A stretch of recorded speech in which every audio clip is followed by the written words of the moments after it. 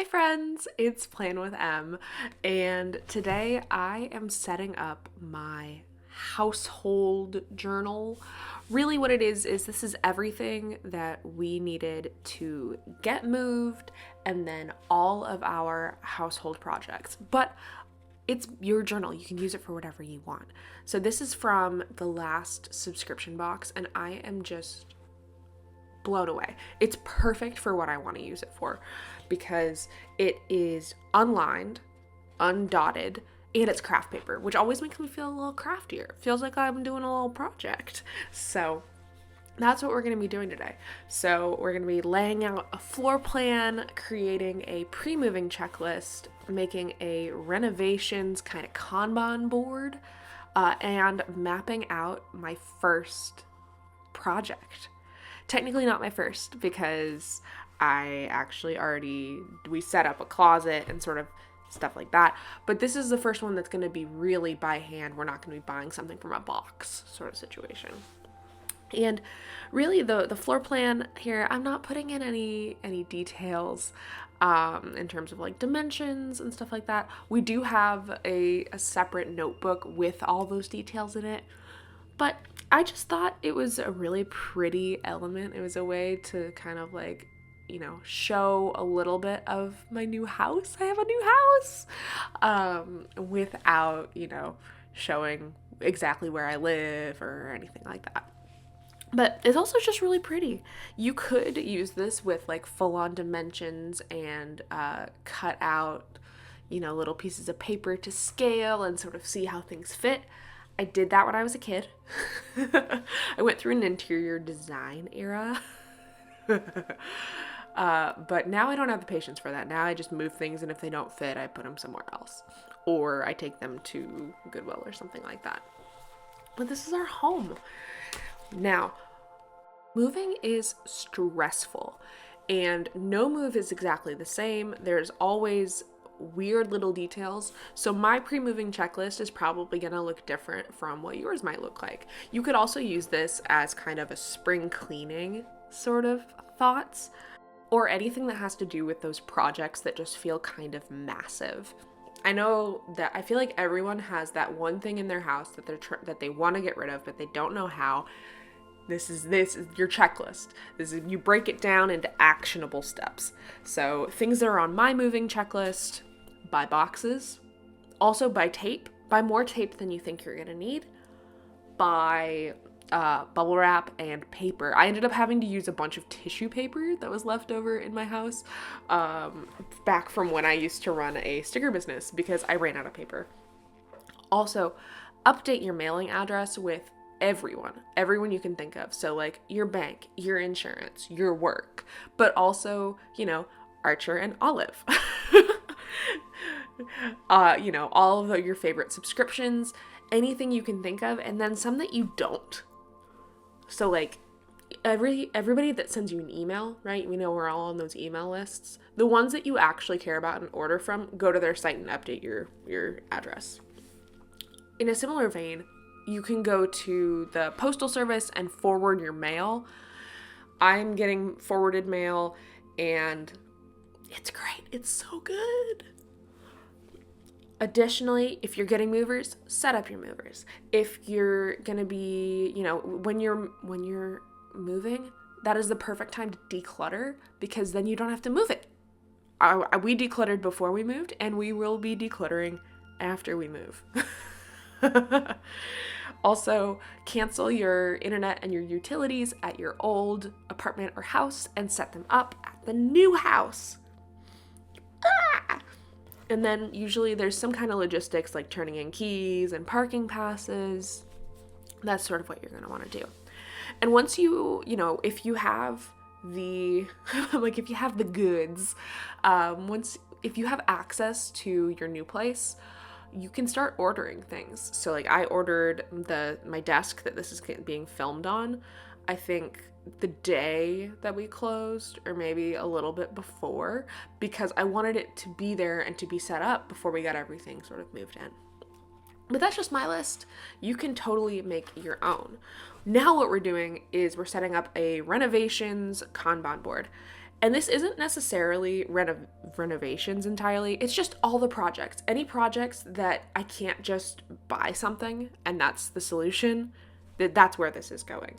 And I'm going to be using sticky notes because I want to be able to move them.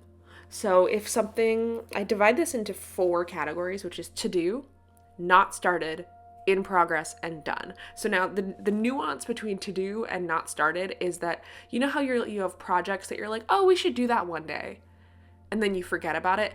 Those are your to-dos. The ones that are not started are ones that are like, oh yeah, we should probably do that really soon.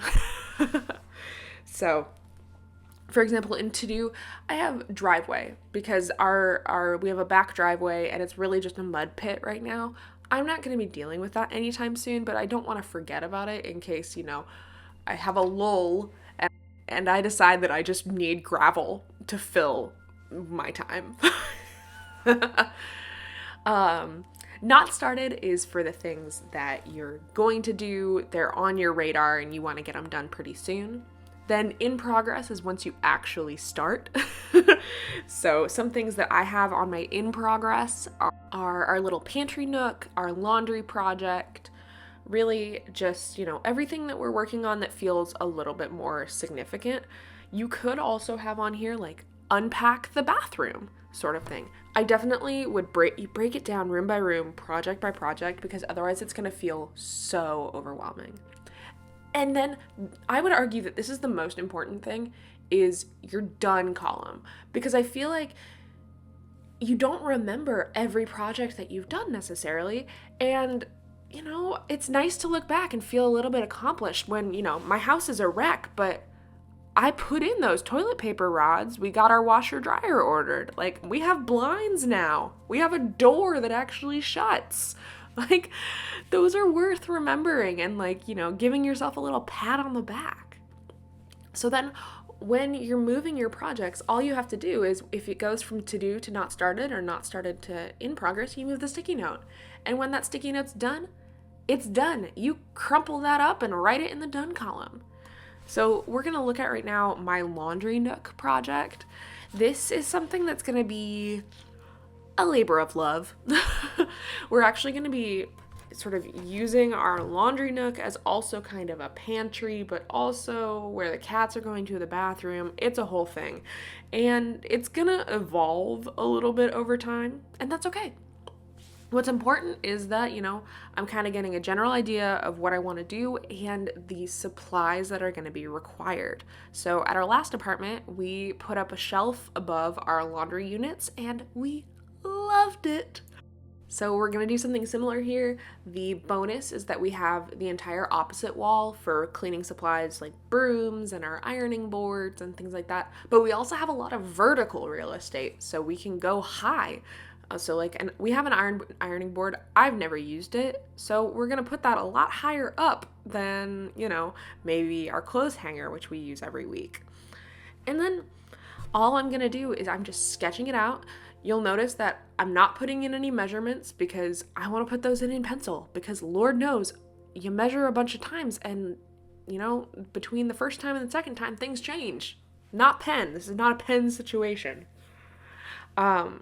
And once I have it sketched out sort of how I want it to go, I'm going to make a supplies list. And so this notebook is coming with me to the hardware store. I'm not leaving it at home. This is my projects notebook. It will fit in my purse. Very excited about that.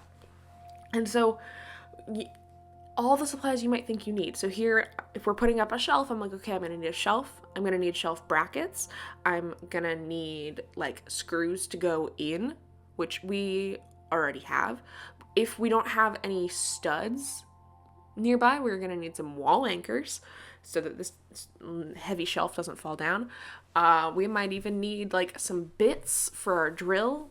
Luckily, we own some of this already, right? We own a drill. We own some hooks, actually, because we bought, once you go to Lowe's once and you buy 20 things, and then you're set for the next 2 or 3 projects. And so here I also realized halfway through that I've forgotten some things. So I'm adding in a little broom. You'll see me sketch in a litter box.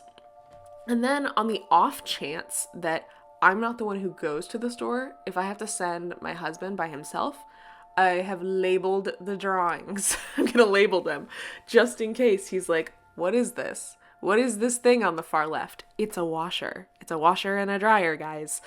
But, you know, that's it.